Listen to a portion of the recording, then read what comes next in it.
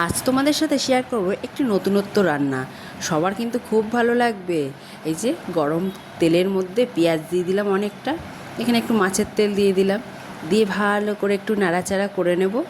নিয়ে ওর মধ্যে এবার আলু ডুমু ডুমু করে কেটে রেখেছিলাম, সেই আলুটা দিয়ে দেবো। দিয়ে ভালো করে একটু নেড়ে চেড়ে নিয়ে এবার একে একে টমেটো দিয়ে দিলাম, আদা রসুন বাটা দিয়ে দিলাম, দিয়ে একটু নাড়াচাড়া করে নেবো। নিয়ে এক এক করে এবার গুঁড়ো মশলা দিয়ে দেবো। নুন দিলাম, হলুদ দিলাম, আর দেবো লঙ্কার গুঁড়ো। যে যেমন ঝাল খাও সেই অনুযায়ী লঙ্কার গুঁড়ো দেবে। এই রান্নাটা একবার করলে যা অপূর্ব লাগে না।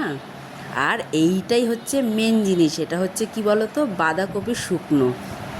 রান্নার আগে আমি 10 মিনিট ভিজিয়ে রেখেছিলাম জলে, তারপরে জল থেকে ধুয়ে ভালো করে চিপে নিয়ে এবার এই রান্নাটা তৈরি করেছি। এত অপূর্ব খেতে লাগে কি বলবো, একবার বানিয়ে খেয়ে দেখবেন, অপূর্ব স্বাদ। ভিডিওটা ভালো লাগলে একটা